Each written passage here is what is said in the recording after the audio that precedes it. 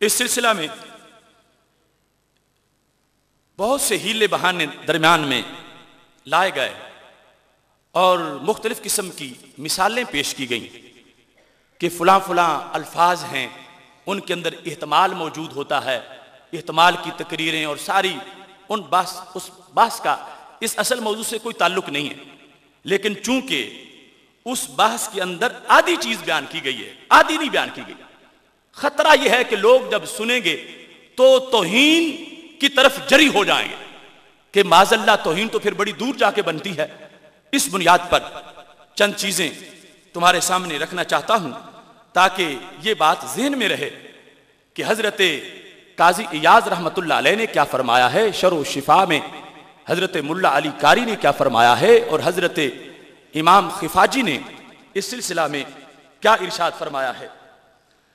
نسیم الریاض کے اندر انہوں نے چند حوالہ جات اس سلسلہ کے حضرت قاضی رحمت اللہ علیہ نے پیش کیے، میں تفصیل میں نہیں جاؤں گا، لیکن جتنا عوام کے لیے سمجھانا ضروری ہے تاکہ وہ کہیں بہکاوے میں نہ آ جائیں، ان چیزوں کو ضرور ہائی لائٹ کرنا چاہتا ہوں۔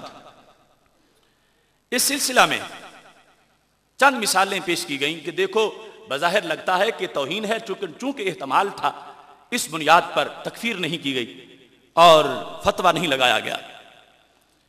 ایک مثال پیش کی گئی کہ ایک شخص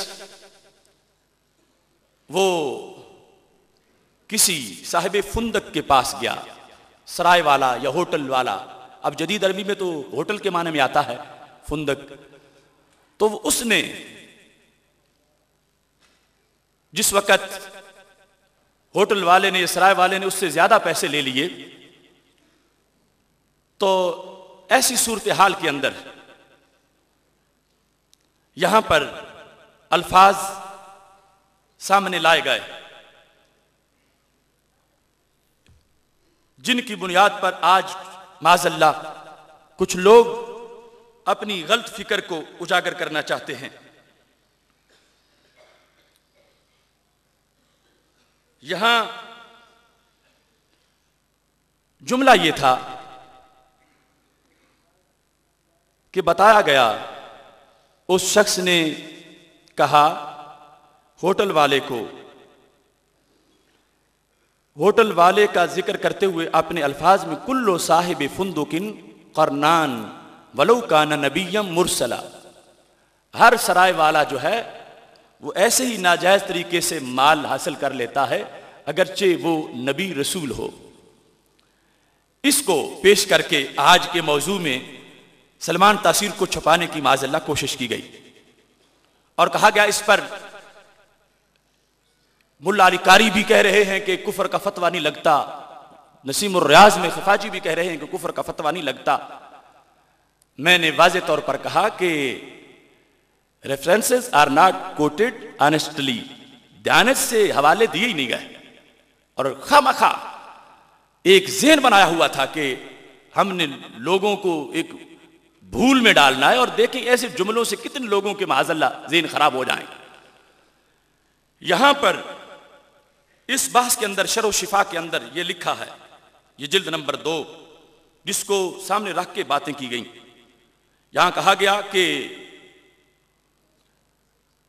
قالت المسانی ما ذکرہ القاضی من ان الانبیاء کانوا ذوی اموال قلنا وان اراد به صاحب المال فبین وان اراد به الحافظ والامین فلا یوجد نبی فعل ذلك لانه من اعظم النقائص فیکون معنى ذلك انه مثل کذا فهو کالاول لانه عیب۔ تو شرع کے اندر انہوں نے واضح طور پر کہا کہ اگر کرنان کا معنی حافظ لیا جائے اور امین لیا جائے تو ہر نبی ہی حافظ، ہر نبی ہی امین۔ اس بنیاد پر انہوں نے کہا کہ اب جو اس نے کہا ہے نا لو کان نبی مرسلا، تو وہ مجرم ثابت ہوگا، گستاخ قرار پائے گا۔ کس بنیاد پر؟ کہتے ہیں لأنه عیب فی سائر الناس فما بالک بالانبیاء فیقتل قائل ذلک، جب عام لوگوں کے اندر یہ بات عیب ہے امانت میں خیانت، تو نبیوں کے لحاظ سے کتنا بڑا عیب ہوگا۔ اب اس قائل کو قتل کر دیا جائے گا اس معنی کی بنیاد پر، اگر یہ معنی سامنے آتا ہے لِأَنَّهُ شَبَّهَ الْكَامِلَ بِالنَّاقِصِ، اس واسطے کہ اس نے کامل کو ناقص سے تشبیہ دی۔ کامل ہیں اللہ کے نبی اور ناقص ہیں ہوٹلوں والے اور سرائے والے۔ اب وہ شخص مثال پیش کر کے کہتا ہے کہ امت اس پر متفق ہے کہ اس میں کوئی کسی طرح کا حرج لازم نہیں آئے، جبکہ یہ ہمارے جن کو وہ سامنے رکھ کر شرع شفا یہ تقریر کرتا ہے اس میں واضح طور پر لکھا ہے کہ اس میں یہ جس وقت صورتحال سامنے ہوگی تو اس صورتحال کے مقابلے میں اس کو قتل کر دیا جائے گا، کیونکہ اس نے تشبیہ دی ہے کامل کو ناقص کے ساتھ کہ جو بالیقین عیب بنتا ہے اور اسے کسی لحاظ سے بھی قبول نہیں کیا جائے گا۔ پھر ایک مثال دی گئی ہے، چونکہ یہ چیزیں ساری عوام میں اس طرح پھیلا دی گئی ہیں، اس واسطے ان کا جواب ضروری ہے۔ یہ نسیم الریاض کے اندر خفاجی کی جو شرح ہے اس میں لکھا گیا ہے، ایک شخص نے قاضی ایاز نے مثال دی اور انہوں نے تشریح کی اس کی، کہ ایک شخص نے یہ کہہ دیا لعن اللہ من حرم المسکر، اللہ اس پہ لعنت کرے، من حرم المسکر، جس نے مسکر کو حرام کیا۔ مسکر شراب ہے۔ اب یہاں پر ایک یہ احتمال ہے کہ کسی کو کسی مفتی صاحب نے بتایا ہے، اور ایک یہ ہے کہ حقیقت میں اللہ تعالیٰ اور اللہ تعالیٰ کے رسول صلی اللہ علیہ وسلم کی طرف سے یہ بات سامنے آئی ہے۔ اب اس شخص نے بیان کرتے ہوئے کہا کہ چونکہ یہاں پر احتمال موجود ہے لہذا یہ کہنے والے پر قاضی صاحب کہہ رہے ہیں کہ کفر کا فتویٰ نہیں لگے گا، اور کہا یہی نسیم الریاض ہے، یہی شرع شفا ہے، یہی سب کچھ ہے، جبکہ یہاں پر واضح طور پر اس کی وضاحت کی گئی۔ اب دیکھو نا کتنا بگاڑ آئے گا کہ لوگ ایسے جملے بولنا شروع کر دیں گے اور کہیں گے کہ بتایا گیا ہے کہ ایسے کوئی توہین ہی نہیں ہوتی۔ یہاں پر واضح طور پر یہ لکھا گیا ہے کہ یہ ایک مخصوص صورتحال میں ہے، ہر ایک کے لیے نہیں ہے۔ کیسے ہے؟ بِأَن يَكُونَ مِمَّن يَجْهَلُ ذَلِكَ أَيْضًا بِأَن يَكُونَ قَرِيبَ عَهْدٍ بِالْإِسْلَامِ وَلَمْ يَكُنْ مُخَالِطًا لِلْمُسْلِمِينَ وَإِلَّا فَتَحْرِيمُهُ مَعْلُومٌ مِنَ الدِّينِ بِالضُّرُورَةِ، کہ یہ اس بندے کی بات ہے جس نے ابھی کلمہ پڑھا اور مسلمانوں سے ملاقات ہی نہیں ہوئی، اور اسی دوران شراب کا مسئلہ آ گیا، اور وہ جاہل ہے، اسے پتہ ہی نہیں ہے کہ جو میں نے اسلام قبول کیا اس کے اندر حرمت شراب کہاں سے آئی ہے اور کس نے شراب کو حرام کیا ہے، تو اس نے نو مسلم جس کی ابھی مسلمانوں سے ملاقات نہیں ہوئی اس کے لحاظ سے یہ کہا جا رہا ہے کہ جب اس نے ایسا کہہ دیا تو اس کا حکم یہاں پر بیان کیا گیا، لیکن بیان کرنے والے نے اس انداز میں بیان کیا کہ جیسے جو کہتا پھرے اور اس کی کوئی گرفت نہیں ہوگی۔ معاذ اللہ جو خاص شکل تھی اس شکل کو اس نے ذکر کیے بغیر الٹا دعویٰ یہ ہے کہ جو میں کہہ رہا ہوں یہی خفاجی میں ہے، نسیم الریاض میں ہے، یہی شرع شفا میں ہے، یہی سب کچھ ہے، اور ساتھ صورتحال معاذ اللہ بالکل تبدیل کر کے اس کو پیش کیا جا رہا ہے۔ اس واسطے یہاں پر ملا علی قاری جو ہیں انہوں نے کیا لکھا، انہوں نے اس صورتحال میں بیان کیا کہ جس وقت اس نے ایسا لفظ بولا اور وہ تو مذہب ہمارا کیا ہے، حنفی مذہب، کہتے ہیں فَمُقْتَدَى مَذْهَبِنَا أَنَّهُ يَكْفُرُ، ہمارے مذہب حنفی کا یہ تقاضا ہے کہ وہ کافر ہو جائے گا۔ یہ احناف میں سے ہیں۔ اب اس چیز کو کیوں نہیں بیان کیا گیا؟ جس وقت ایک شخص وہ دعویٰ کر رہا ہے کہ میں ساری آج جو اس موضوع کی باتیں ہیں اور پھر اتنی یا تو مثال پیش نہ کی جائے یا اس پہ سارے پہلو بیان کیے جائے، چونکہ نازک مقام ہے، حساس مقام ہے رسول اللہ صلی اللہ علیہ وسلم کی ذات گرامی کا، اور یہاں پر جب لکھا ہے فَمُقْتَدَى مَذْهَبِنَا انہو یکفرو کہ وہ اس میں کفر کرے گا، یا پھر یکفر اس کی تکفیر کر دی جائے گی. اور اس کے ساتھ انہوں نے یہ لفظ بولے جو سلمان تاثیر پر بھی فٹ ہوتے ہیں. کہتے ہیں ففل جواہر لو قال من یقدر علی ان یعمل بما امر العلماء به کفر. اگر کوئی بندہ یہ کہے کہ یہ علماء جو کچھ کہتے ہیں اس پہ عمل کون کر سکتا ہے، صرف اتنا جملہ بولے آگے کچھ نہ کہے، یہ علماء جو کہتے ہیں اس پر عمل ہی نہیں ہو سکتا، بس کہتے ہی رہتے ہیں. ایک طرف یہ جملہ ہے اور دوسری طرف جوتے کی نوک پہ رکھنے کی بات جو گورنر نے کی تھی. یہ علماء تو فتوے لگاتے رہتے ہیں، کیا ہے ان کا. یہاں پر شرع شفا جس کو مخالف کیمپ نے پیش کیا اس میں لکھا کیا ہے کہ اگر کوئی شخص یہ بولے لو قال من یقدر علی ان یعمل بما امر العلماء، علماء کی بات ہے، انبیاء کی بات نہیں ہو رہی، علماء کی بات. اگر کوئی شخص یہ کہتا ہے کہ معاذ اللہ کون ہے جو قدرت رکھتا ہو اس پہ عمل کرنے کی جو علماء کہتے ہیں، یہ تو کہتے ہی رہتے ہیں، کون کر سکتا ہے عمل؟ کہتے ہیں کافرہ، وہ کافر ہو جائے گا. جس کا حوالہ وہ پیش کر رہے ہیں میں اسی سے بتا رہا. کافرہ کیوں کافر ہوگا؟ کہتے ہیں لِأَنَّهُ يَلْزَمُ مِنْهُ تَكْذِيبُ الْعُلَمَاءِ عَلَى الْأَنْبِيَاءِ. اس سے یہ لازم آتا ہے کہ گویا کہ علماء نبیوں کے بارے میں جھوٹ بولتے ہیں معاذ اللہ، بالواسطہ ایسی صورتحال آ گئی بالواسطہ. تو یا تو ان کتابوں کو فیصل نہ مانا جاتا، اور اگر مانا گیا ہے تو پھر حق بھی پورا کیا جائے، تقاضے اس کے پورے کیے جائیں. مثالیں جو ہیں وہ ادھوری دے کے اب کتنا فطور معاذ اللہ پیدا کر دیا گیا کہ پہلے ہی نام نہاد روشن خیال، وہ مکھیاں مچھر اور چھپکلیاں جن کو ہم نے بڑی کوشش سے اڑایا تھا، تو پھر ہم نے تو اس پر فکر رضا کا سپرے کیا تھا اور مچھر بھی بھاگ گئے، چھپکلیاں چھپ گئیں. لیکن اب نئے سرے سے وائرس داخل کیا جا رہا. تو اس واسطے یہ مثالیں میں نے آپ کے سامنے رکھ کے میں ذمہ داری کے ساتھ یہ شیوخ الحدیث پیران طریقت ہر طرف نور بھرے چہرے جس کوٹ میں کوئی بلائے گا ہم یہ ثابت کریں گے کہ خیانت کی گئی ہے اور حق ترمی سے نئی تعریف پیش کی گئی ہے اور امت مسلمہ کے اجماع کا انکار کیا گیا ہے.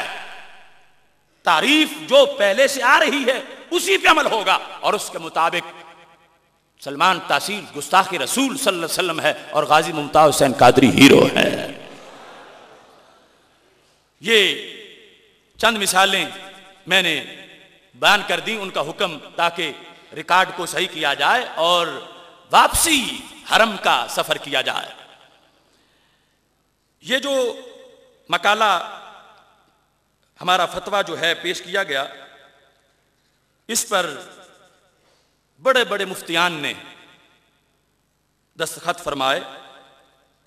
میں ان کا شکر بھی ادا کرتا ہوں اور یہ سمجھتا ہوں کہ انہوں نے ملی درد کو محسوس کیا. ان میں اکثر یہاں پر موجود بھی ہیں اور کچھ شخصیات ایسی ہیں جنہوں نے دستخط کر کے بھیج دیے ہیں اور کچھ ایسی بیٹھی ہیں کہ جن کے دستخط ابھی نہیں ہوئے لیکن وہ ہمارے ساتھ متفق.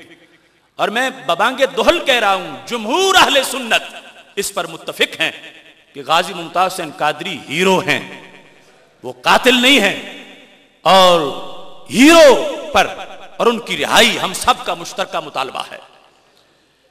اس سلسلہ میں جو تصدیقات ہوئی ہیں ان میں حضرت علامہ مفتی محمد عبدالستار سعیدی صاحب شیخ الحدیث جامعہ نظامیہ رضویہ لاہور جو یہاں پہ جلوہ گر ہیں،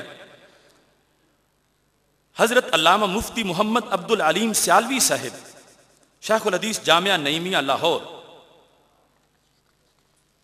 ان کے ساتھ مفتی محمد عمران جامعہ نعیمیہ لاہور، حضرت علامہ خادم حسین رضوی صاحب شیخ الحدیث جامعہ نظامیہ لاہور. گجرات سے ہمارے تشریف لائے ہوئے بڑے ہی جلیل القدر اور مستند عالم دین حضرت قبلہ مفتی محمد اشرف القادری مراڑیاں شریف محتمم الجامعۃ الاشرفیہ گجرات، انہوں نے بھی اس فتوے کی تصدیق فرمائی ہے. صاحبزادہ محمد رضا مصطفیٰ صاحب دارالعلوم جامعہ رسولیہ شیرازیہ، عالمی تنظیم اہل سنت کے امیر حضرت پیر محمد افضل قادری صاحب، انہوں نے بھی اس کی تصدیق فرمائی ہے۔ دارالعلوم انجمن نعمانیہ لاہور حضرت مولانا غلام رسول اشرفی صاحب، انہوں نے بھی اس کی تصدیق فرمائی۔ جامعۃ المصطفیٰ صلی اللہ علیہ وسلم گوجرانوالا، وہاں کے حضرت مفتی محمد فہیم مصطفی صاحب، انہوں نے بھی اس کی تصدیق فرمائی ہے۔ دارالعلوم عطاء المصطفیٰ صلی اللہ علیہ وسلم گوجرانوالا، اس کے مفتی محمد عبد اللطیف صاحب قادری، انہوں نے بھی اس کی تصدیق فرمائی ہے۔ جامعہ حنفیہ رضویہ سراج العلوم گوجرانوالا، وہاں کے مفتی مولانا محمد فاروق رضا صاحب اور نباز قوم الحاج ابو داود محمد صادق صاحب کے لفت جگر صاحبزادہ محمد داود رضوی صاحب، جن کی نگرانی میں وہ کام چل رہا ہے، یہ ان کی ایما پر یہ سب تصدیقات وہاں کی ہوئی ہیں۔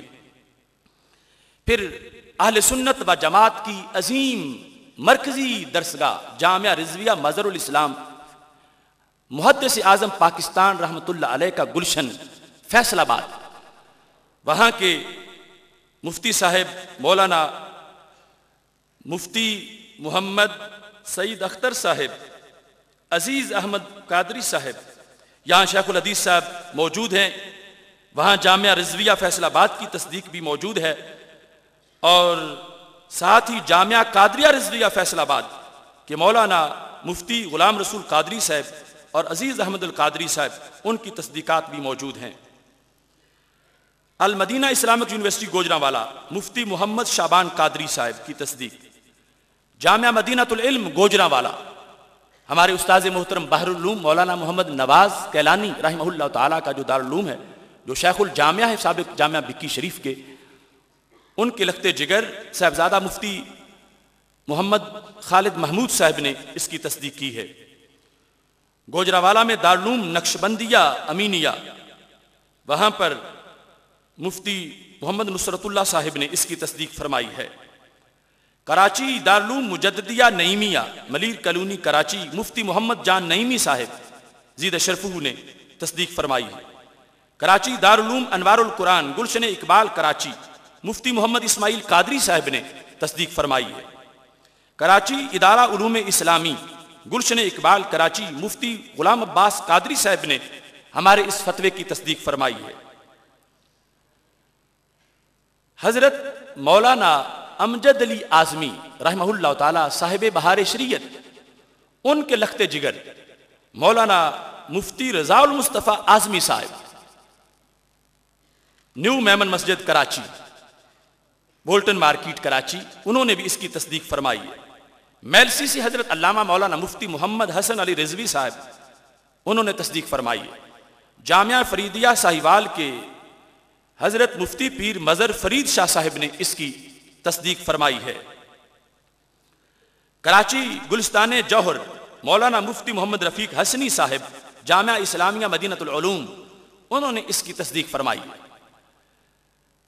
امام اہل سنت غزالی زماں حضرت علامہ سید احمد سعید شاہ صاحب کاظمی رحمہ اللہ تعالیٰ کے دارالعلوم جامعہ اسلامیہ عربیہ انوار العلوم کے شیخ الحدیث حضرت صاحبزادہ سید ارشد سعید کاظمی زیدہ مجدہ نے بھی اس کی تصدیق فرمائی ہے۔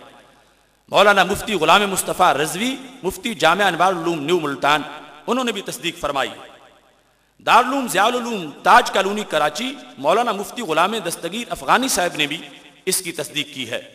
جامعۃ المدینہ گلستان جوہر کراچی، مولانا مفتی محمد ابو بکر صدیق اتاری نے بھی اس کی تصدیق کی ہے۔ قائد اہل سنت حضرت مولانا شاہ احمد نورانی صدیقی رحمہ اللہ تعالی کے لخت جگر حضرت مولانا شاہ انس صدیقی صدر ورلڈ اسلامک مشن، انہوں نے بھی اس کی تصدیق فرمائی ہے۔ ایسے ہی رکن الاسلام جامعہ مجددیہ حیدرآباد کے محتمم اور جمعیت علماء پاکستان کے صدر صاحبزادہ ابو الخیر محمد زبیر صاحب نے بھی اس کی تصدیق کی ہے۔ اور یاد رہے کہ سنی اتحاد کونسل کے چیئرمین جگر گوشہ محدث اعظم پاکستان حضرت صاحبزادہ حاجی محمد فضل کریم صاحب نے بھی اس کی تصدیق فرمائی ہے۔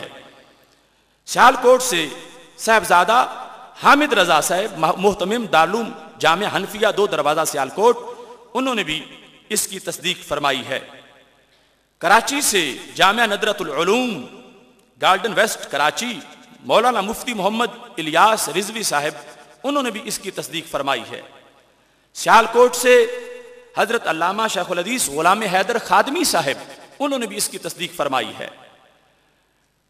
اگی مانسیرا دارالعلوم عربیہ کے مفتی محمد اظہار اللہ صاحب نے بھی اس کی تصدیق فرمائی ہے۔ سبی بلوچستان جامعہ فیض العلوم نقشبندیہ کے مفتی فتح محمد نے بھی تصدیق فرمائی ہے۔ ڈیرہ مراد جمالی بلوچستان کے دارالعلوم جامعہ غوثیہ رضویہ کے مفتی محمد حیات قادری نے بھی اس کی تصدیق فرمائی ہے۔ اس کے علاوہ فیصل آباد کے دیگر مفتیان اور جامعۃ الحبیب اکاڑا جامعۃ الحبیب کے مفتی محمد اعظم اشرفی، انہوں نے بھی اس کی تصدیق کی ہے۔ حضرت مولانا ارشاد احمد جلالی، انہوں نے بھی اس کی تصدیق کی ہے۔ دیگر بہت سے مفتیان ہیں کہ جن کے تصدیقات جو ہیں وہ ابھی موصول نہیں ہوئی، لیکن انشاءاللہ اللہ کے فضل سے یہ اہل سنت و جماعت کے جمہور کا فیصلہ ہے کہ غازی ممتاز حسین قادری کو جیل میں رکھنا ظلم ہے اور شرعی طور پر انہیں فی الفور رہا کیا جائے۔ لہذا یہ کوئی انجینئرڈ فتویٰ نہیں ہے، باقاعدہ سب کے دستخط ہمارے پاس موجود ہیں اور اتنی کبار شخصیات نے اس کی تصدیق کی ہے۔ سنی تحریک کے ثروت اعجاز قادری صاحب، اس طرح کی شخصیات جو ہیں انہوں نے اپنی تائید کی ہے، جو فتویٰ نہیں دیتے لیکن ان کی تنظیمات ہیں اور ان کی بات کا ایک وزن ہے، ان کی تائیدیں بھی اس سلسلہ میں مزید حاصل کی جا رہی ہیں۔ اور اس وقت جو ہمارے اجتماع میں مفتیان کرام موجود ہیں، پیران طریقت ہیں، جس طرح کے پیر سید کرامت علی حسین شاہ صاحب ہیں، حضرت مفتی محمد عبداللطیف جلالی صاحب ہیں، دیگر بہت سے احباب ہیں کہ جن کی تصدیقات جو ہیں وہ ہمیں ویسے بذریعہ فون میسر ہیں، لیکن ابھی دستخط جو ہیں ان کے باقی ہیں۔ تو اس لحاظ سے میڈیا کے سامنے ہم نے یہ فتویٰ اس کا اجمالی جو بیان تھا وہ کیا اور فتویٰ جاری کر رہے ہیں، اور ساتھ ہی اس کے ہمارا جو موضوع ہے اللہ کے فضل سے جاری ہے، اور انشاءاللہ یہ سلسلہ جاری رہے گا، رات بھی جاری رہے گی اور انشاءاللہ بات بھی جاری رہے گی۔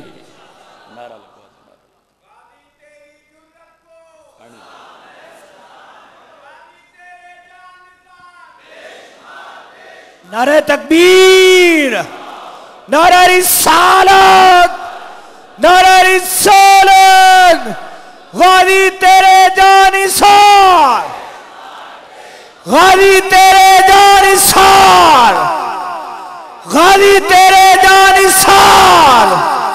تمام حضرات کی آواز آنی چاہیے جو باہر گراؤنڈ میں بیٹھے ہیں یا مسجد کی چھت کے اوپر ہیں یا باہر جو حضرات بیٹھے ہیں، تمام حضرات سے التماس ہے کہ نعرہ زور سے لگائیں، غازی تیرے جانثار۔ جیل کا تالا ٹوٹے گا، جیل کا تالا ٹوٹے گا، جیل کا تالا ٹوٹے گا۔ للکار ہے، للکار ہے، للکار ہے، للکار ہے۔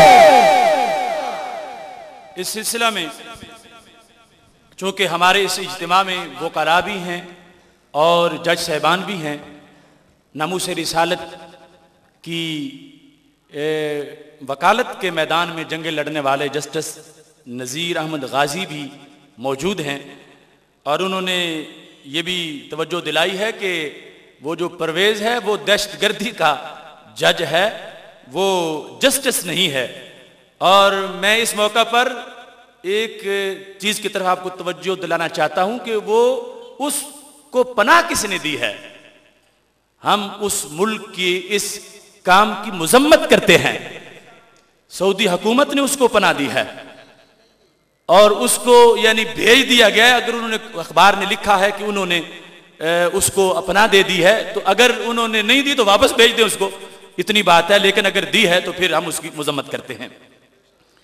یہاں یہ بات آگے ہم اس کو چلاتے ہیں، مثالیں پیش کرتے ہوئے انہوں نے کچھ احادیث کی مثالیں بھی پیش کی، اور احادیث کی مثالوں کے لحاظ سے ابن ماجہ شریف سے حدیث شریف کو پیش کیا، اور اس کے ساتھ حدیث شریف میں پہلے آپ کے سامنے رکھتا ہوں.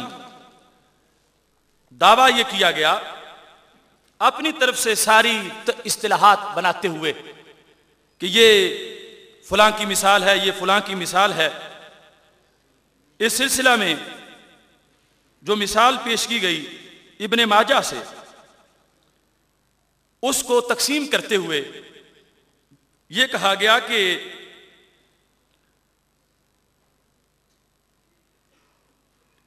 تیسری صورت کیا ہے کہ ظاہری قول میں کفر عدم کفر کا احتمال ہو، نیت کا حال معلوم نہیں. کہ ظاہری صورت میں کفر اور عدم کفر دونوں کا احتمال ہے اور حال نیت کا معلوم نہیں ہے. اس کی مثال دی گئی ابن ماجہ شریف سے کہ حضرت عبداللہ بن ابی اوفا رضی اللہ تعالیٰ عنہ کہتے ہیں لما قادم معاذ من الشام، جب حضرت معاذ بن جبل رضی اللہ تعالیٰ عنہ شام سے آئے، سجد للنبی صلی اللہ علیہ وسلم، تو انہوں نے نبی علیہ الصلوۃ والسلام کو سجدہ کیا. قال ما ھذا یا معاذ، تو نبی علیہ السلام نے فرمایا معاذ یہ کیا ہے؟ قال اتیت الشام فوافقتهم يسجدون لأساقفتهم وبطارقاتهم، کہ میں شام گیا تھا تو وہ اپنے مذہبی رہنماؤں کو سجدہ کرتے ہیں. فوددت في نفسي ان نفعل ذلك بك، تو میں نے یہ سمجھا، پسند کیا کہ ہم آپ کے ساتھ ایسا کریں. یہ اس شخص نے حدیث کی مثال دی اور اس پر یہ کمنٹس دیے کہ یہ جو سجدے والا فعل ہے اس میں دو پہلو ہیں. ایک یہ ہے کہ سجدہ عبادت کا ہو، دوسرا ہے کہ سجدہ تعظیم کا ہو. اگر سجدہ عبادت کا ہے تو کفر ہے، اور اگر سجدہ تعظیم کا ہے تو حرام ہے. یہ سمجھانے کے لیے یعنی کہاں کہاں کے پاپڑ بیلے، بات وہی ہے کہ داتا صاحب سے نکل کے گامے شاہ میں جانا تھا تو رنگ روڈ پہ چڑھ گیا. اب یہاں پر سلمان تاثیر کو بچانا ہے، اور کہاں کہاں کی کبھی حضرت حاتب بن ابی بلتہ سے ملا دیا ہے، کبھی امام اعظم ابو حنیفہ سے ملا دیا ہے سلمان تاثیر کو. اب یہاں کی صورتحال دیکھو کہ حضرت معاذ بن جبل رضی اللہ تعالی عنہ کے سجدے کے بارے میں کہا کہ اس میں دو پہلو ہیں ظاہر میں. ایک تو ہے کہ عبادت کا سجدہ ہو، اور دوسرا کیا ہے کہ تعظیم کا سجدہ ہو. عبادت کا ہے تو کفر ہے، تعظیم کا ہے تو حرام ہے. تو کہا نبی علیہ الصلوۃ والسلام نے تکفیر نہیں فرمائی، لہذا معاذ اللہ سلمان تاثیر کی بھی تکفیر نہیں ہونی چاہیے. سب سے پہلے یہ ہے کہ اس مسئلے کا اس سے کوئی تعلق نہیں. جہاں تک بات کی ہے تو ایک تو غلطی یہ ہے کہ کہا کہ یہ ابو داؤد شریف میں بھی موجود ہے، جبکہ ابو داؤد شریف میں حضرت معاذ کے سجدہ کرنے کا کوئی ذکر موجود نہیں ہے، ابن ماجہ میں ہے. دوسرا یہ ہے کہ حضرت معاذ رضی اللہ تعالی عنہ کو معاذ اللہ ابھی تک یہ پتہ نہیں چلا تھا کہ توحید کیا ہوتی ہے اور اسلام کیا ہوتا. یہ تو پہلی امتیں تھیں. قالوا یا موسیٰ اجعل لنا الہا کما لہم آلہہ، پار گزرے تھے سمندر سے، بت پرستی دیکھی تو راہ ٹپک پڑی اور کہا ہمارے لیے بھی کوئی الہ دے دو جیسے ان کے ہیں. حضرت معاذ بن جبل کے بارے میں یہ کہنا کہ وہ سرکار کی عبادت کرنا چاہتے تھے اور معاذ اللہ سرکار کو سجدہ کر کے وہ شرک کرنا چاہتے تھے، یہ صحابہ کی عظمت پر اتہام ہے. حضرت معاذ بن جبل کے بارے میں سوچا بھی نہیں جا سکتا کہ وہ نبی علیہ السلام کو عبادت والا سجدہ کرنا چاہتے ہوں.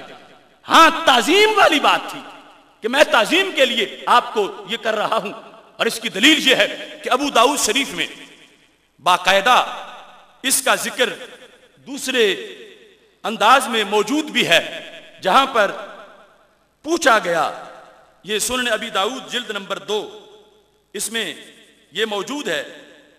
قیس بن سعد راوی ہیں، وہاں سجدے کا ذکر نہیں، وہاں سرکار سے پوچھنے کا ذکر ہے.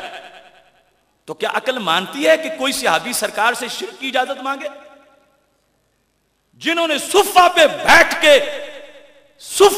بیٹھ کے دین پڑھا ہو، ان کے عقیدے معاذ اللہ یوں بیان کیے جائیں کہ انہیں پتہ ہی نہیں کہ توحید کیا ہے، شرک کیا ہے. سرکار سے مشورہ کریں کہ میں شرک کر لوں یا نہ کروں، ہرگز ایسا نہیں ہو سکتا. اور وہاں حدیث میں یہ الفاظ موجود ہیں جن سے پتہ چلتا ہے کہ معنی کیا تھا. یہاں دو احتمال بنانا ہی غلطی ہے. صرف ایک احتمال ہے کہ وہ تعظیم کا سجدہ چاہتے تھے، عبادت والا سجدہ کرنے نہیں چاہتے تھے. یہاں پر الفاظ کیا ہیں؟ اتیت الحیرۃ فرأیتہم یسجدون لمرزبان میں ہیرا میں گیا، میں نے ان کو دیکھا. حضرت قیس بن سعد کہتے ہیں انہوں نے یہ اس کی وضاحت کی جو انہوں نے حضرت معاذ کی بنا کے حوالہ دیا کہ ابو داؤد میں بھی موجود ہے، لیکن اس لفظ سے ان کے کردار کی وضاحت ہوتی ہے کہ ایک صحابی یہاں کس طرح کا سوال کر رہے ہیں. مرزبان کہتے ہیں قوم کے پہلوان کو بادشاہ سے کم درجے کا ہیرو، اس کے بارے میں یہ الفاظ بولے جاتے ہیں. تو کہا میں نے ان کو دیکھا کہ وہ ایسا کر رہے ہیں. فَأَنْتَ يَا رَسُولَ اللَّهِ صلی اللہ علیہ وسلم أَحَقُّ أَن نَسْجُدَ لَكَ. تو آپ کی تو کتنی اونچی شان ہے محبوب، وہ اس کی تعظیم کر سکتے ہیں تو ہم آپ کی تعظیم کے لیے سجدہ کیوں نہ کریں، تو ہم بھی آپ کے لیے سجدہ کریں. تو رسول اللہ صلی اللہ علیہ وسلم نے جواب دے دیا أَرَأَيْتَ لَوْ مَرَرْتَ بِقَبْرِي أَكُنْتَ تَسْجُدُ لَهُ.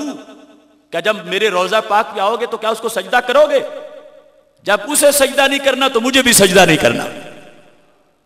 تو یہاں پر جو سوال کیا گیا یہ اس بات پر قول فیصل ہے کہ وہ تو صحابی ہیں، آج کا امتی بھی جو بالکل ان پڑھ ہو اس کو کہے کوئی سونے میں تجھے تولتا ہوں تو شرک کر کے دکھا، وہ کہے گا میں شرک نہیں کرتا. تو صحابی جو ہے وہ عبادت کی اجازت مانگنے لگیں اور شرک کرنا چاہیں، ہرگز ایسا نہیں ہے. اس واسطے یہ اس مسئلے کی مثال ہے ہی نہیں جس مسئلے کی مثال بنا کر معاذ اللہ سلمان تاثیر کو چھپانے کی کوشش کی گئی. پھر بخاری شریف کی ایک حدیث شریف کو پیش کر کے جس میں بنی اسرائیل کا ایک آدمی تھا اور وہ جب مرنے لگا تو اس نے کہا کہ مجھے جلا دینا، راکھ اڑا دینا، اس طرح کے الفاظ اس نے استعمال کیے. اس حدیث کو پیش کر کے یہ چوتھی صورت بنائی. چوتھا کہ قول ظاہر جو ہے کہ قول کفر پر ظاہراً دلالت کرتا ہے مگر کفر اور نیت میں احتمال غیر کفر کا بھی ہے، نیت میں احتمال غیر کفر کا بھی ہے. یہ اپنے پیٹ سے مثال بنا کر یعنی عنوان بنا کر پھر اس کی مثال بنائی، جبکہ حدیث کی کتابیں بتاتی ہیں کہ یہ اس کی مثال بنتی نہیں. جس کو بنا کر وہ سلمان تاثیر کو چھپانا چاہتا ہے. یہاں پر حدیث شریف میں اس کا ذکر موجود ہے کہ جس وقت اس نے کہا تھا کہ مجھے راکھ بنا کے اڑا دینا، تو ایسی صورتحال میں اس کے الفاظ تھے واللہ لئن قادر علی ربی، اگر اللہ نے حکم کر دیا مجھ پر تو پھر وہ شدید عذاب دے گا، اس واسطے مجھے تم راکھ بنا کے اڑا دینا. اب اس شخص نے کہا کہ یہ ظاہری طور پر تو قول کفر ہے کیونکہ وہ بندہ رب کی قدرت کا انکار کر رہا ہے. لئن قادر علی ربی، اگر رب نے مجھ پہ قدرت پا لی تو اس کا یہ عقیدہ ہے کہ میں ایسا کروں گا تو رب مجھ پہ قدرت نہیں پا سکے گا. تو ظاہری طور پر کہا کہ قول کفر ہے، لیکن باطنی نیت جو ہے اس کے پیش نظر جو ہے اس کو کافر قرار نہیں دیا گیا. تو میں یہ بتانا چاہتا ہوں کہ یہ ظاہر میں بھی کفر نہیں ہے، ظاہر میں بھی کفر نہیں ہے. اس سلسلہ میں عمدۃ القاری شرح بخاری اس کو دیکھ لیں، اس کے اندر اس کی تفصیلات جو ہیں وہ موجود ہیں، اور یہ جلد نمبر 11 صفحہ نمبر 233 پر اس کی تحقیقات کو پیش کیا گیا ہے، جہاں باقاعدہ سوال کر کے اس سوال کا جواب دیا گیا ہے.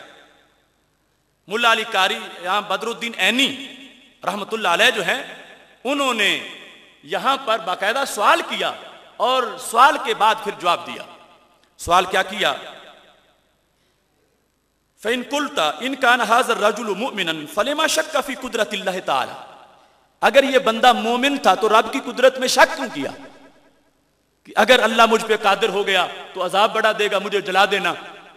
تو اس کا جواب دے کر وہ مطلب بیان کرتے ہیں، کہتے ہیں کہ جواب اس کا یہ ہے کان مؤمنن، وہ مومن تھا، مومن تھا. کیوں؟ وہ اگر مومن نہ ہوتا تو پھر ڈرتا کیوں کہ میرا کیا بنے گا؟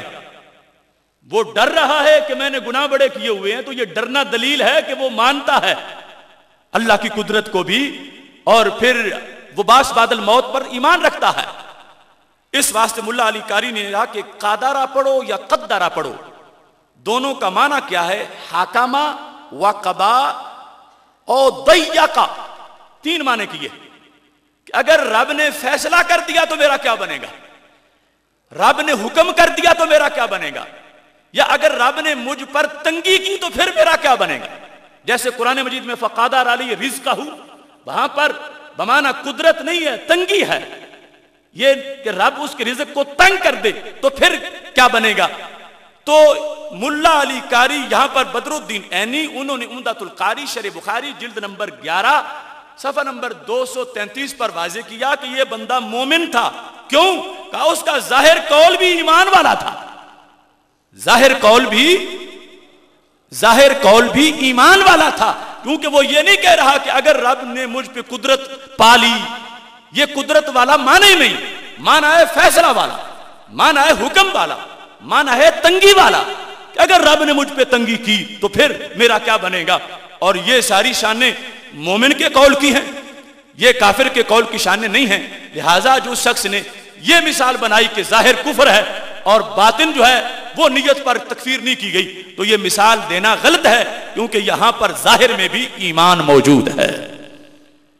اسی چیز کو ارشاد الساری شرح بخاری جلد نمبر 5 امام قسطلانی نے یہ لکھا، صفحہ نمبر 438، اس کے اندر یہ موجود ہے، لئن قدر اللہ علیہ، کیا مطلب ہے؟ کہتے ہیں اے ضیق اللہ علیہ، اگر رب نے مجھ پر تنگی کی، قادرہ کا معنی ضیقہ کیا ہے، اور ساتھ انہوں نے ومن کہا یہ کقولہ تعالی ومن قادر علیہ رزقہ، کہ اس قدرت کا وہ معنی ہے جو تنگی والا ہے، جس طرح کہ آیت قرآن میں ہے ومن قادر علیہ رزقہ، اس کا حوالہ دیا اے ضیق علیہ، ولیس شکا فی القدرت علی احیائہ و اعادتہ، کہ اس شخص نے قدرت کا انکار نہیں کیا بلکہ شک بھی نہیں کیا، اور بعد الموت کا انکار نہیں کیا، یہ ایماندار ہے۔ تو یہ جو دو معتبر شروحات ہیں، میں نے آپ کے سامنے اس حدیث پر بخاری شریف کی شروحات پیش کر دی کہ یہاں ظاہر بھی ایمان والا ہے، ظاہر کفر والا نہیں ہے۔ اس طرح کر کے معاذ اللہ جتنی کوششیں کی گئیں، ہم نے ان ہر چیز کا، ان کا سب کا احاطہ کرتے ہوئے ایک ایک چیز لے کر، تاکہ پتہ چلے کہ وہ سب فضول باتیں ہیں۔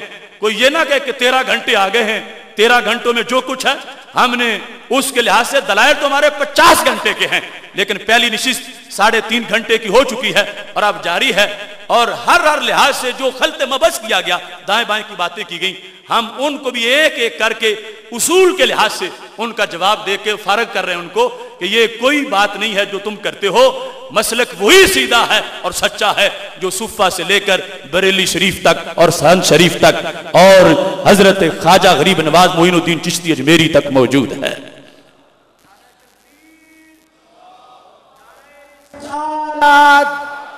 فکر رضا، فکر رضا۔ اب یہاں پر فقہ حنفی کے لحاظ سے بڑی دوڑ دھوپ کی گئی اور مغالطے دیے گئے۔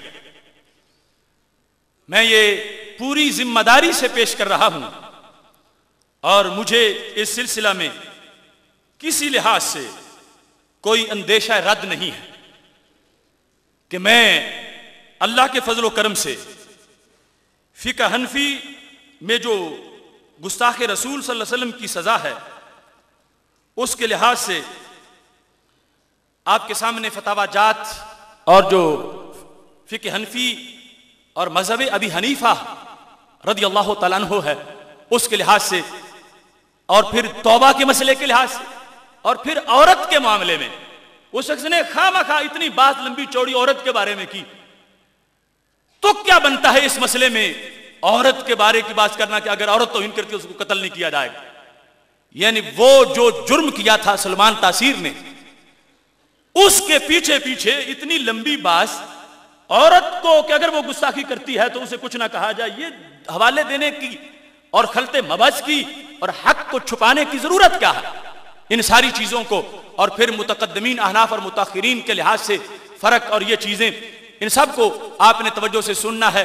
میں دیکھ رہا ہوں کہ حد نظر تک پیچھے لوگ کھڑے بھی ہیں اور لگتا ہے کہ کھڑے کھڑے بھی تھکے نہیں ہیں، اس واسطے کہ دلوں میں عشق رسول صلی اللہ علیہ وسلم ہے، اور یہ چنگاری ایسی ہے کہ جو بندے کو تھکنے نہیں دیتی.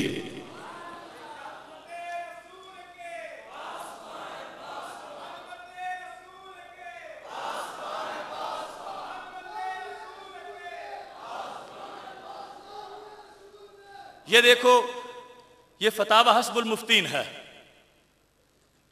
اور قاضی عبد المعالی بن خواجہ البخاری جلد نمبر 2 ہے، اور یہ جیسی کتاب ٹھوس ہے اسے حوالہ بھی اس کا ٹھوس ہے. اور ہم اللہ کے فضل سے جن کے دعوے ہیں کہ ہماری لائبریریاں بڑی ہیں، اور پھر یہ ظاہر کیا جاتا ہے کہ جتنے وسائل ہو اتنا بڑا مفتی ہوتا ہے، اور لائبریری بڑی ہو تو مفتی بھی بڑا ہوتا ہے، اور ان چھوٹے چھوٹی لائبریری والوں کو کیا پتہ ہے دین کیا ہو. یہ جو تانے ملتے ہیں، تو میں اب حوالے پیش کر رہا ہوں. بڑی لائبریریوں والا وہ دکھائے اپنی لائبریری سے جو ناموس رسالت پہ ہم نے ان کو دکھایا ہے.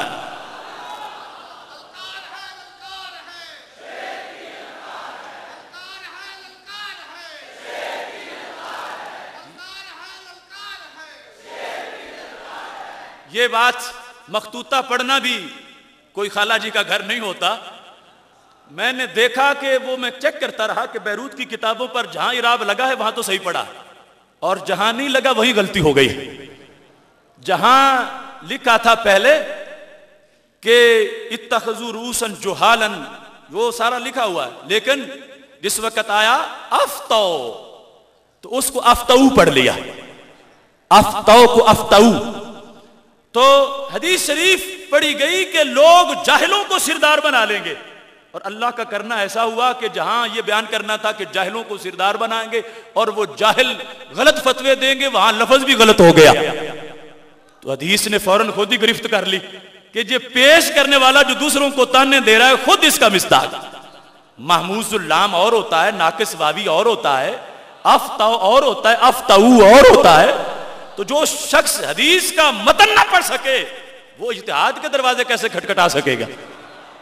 اب یہاں پر یہ دیکھو،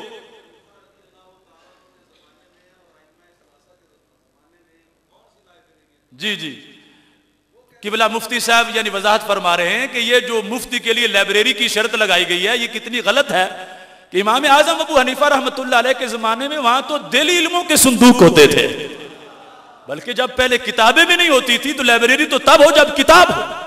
اب نئی تعریف گھڑی کیوں کہتے ہیں؟ مفتی کے لیے مصنف ہونا بھی ضروری ہے تاکہ جو ایک نیٹ ہے وہ کمپنی ورک ہے اس کو شو کر کے اپنا جو فتویٰ ہے اس کا لوہا منوایا جائے.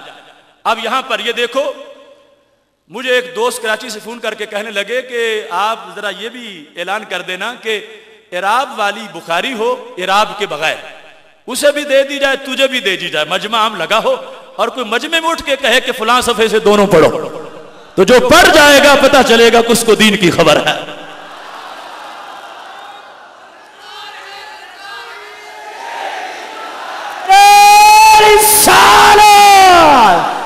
للکار ہے، للکار ہے، للکار ہے، للکار ہے، للکار ہے، للکار ہے.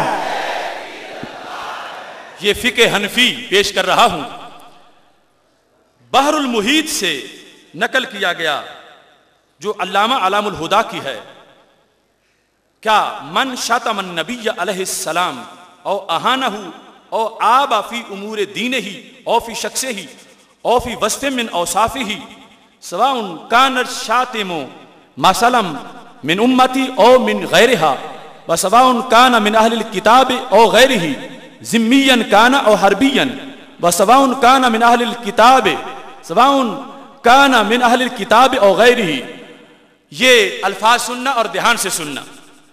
میں اختصار بھی، چونکہ ایسا نہ ہو کہ فجر کی اذان ہو جائے، میں اختصار کر رہا ہوں کہ وہ کہتے ہیں جس شخص نے نبی علیہ السلام کو گالی دی معاذ اللہ یا اہانت کی یا آپ کے دین کے امور میں عیب لگایا یا آپ کی شخصیت میں معاذ اللہ عیب بیان کیا یا آپ کے اوصاف میں سے کسی وصف میں برابر ہے کہ وہ گالی دینے والا آپ کی امت سے ہو یا امت کے غیر سے ہو، یعنی پہلے ہی وہ نان مسلم ہے، برابر ہے کہ وہ اہل کتاب سے ہو یا غیر سے ہو، برابر ہے وہ ذمی ہو یا حربی ہو، اور برابر ہے کہ اہانت اور عیب اس سے صادر ہوا ہو جان بوجھ کے یا بھول کے یا مذاق میں یا سنجیدگی میں، تو کیا ہوگا؟ کہتے ہیں فقد کافرا خلودا، وہ دائمی جہنمی بن گیا، دائمی جہنمی بن گیا۔ دائمی جہنمی کا آگے معنی بیان کیا، کس طرح دائمی جہنمی بن گیا؟ کہتے ہیں بحیث ان تابا لم تقبل توبۃ ابدا، اگر وہ توبہ کرے تو کبھی بھی اس کی توبہ قبول نہیں ہوگی۔ لا عند اللہ ولا عند الناس، نہ اللہ کے نزدیک نہ بندوں کے نزدیک۔ اور ساتھ ہی یہ کہا وَحُکْمُهُ فی الشریعۃ المطہرہ عند متأخر المجتہدین اجماعاً وعند اکثر المتقدمین القتل۔ وَحُکْمُهُ، اس بندے کا حکم کیا ہے جس کی یہ پیچھے بات ہوئی کہ اس نے توہین کی ہے، اگرچہ مذاق میں کی ہو، سنجیدگی میں کی ہو، صاحب میں کی ہو، قصد کے ساتھ کی ہو، وہ اہل کتاب ہو، وہ مسلمان ہو، ساری باتیں بیان کر کے انہوں نے کہا کہ وہ کافر ہوگا، خلود کا کافر، دائمی کافر۔ بحیث ہو اگر اس نے توبہ کر لی، توبہ کرتا ہے تو اس کی توبہ قبول نہیں ہوگی، نہ اللہ کے نزدیک ہوگی نہ بندوں کے نزدیک قبول ہوگی۔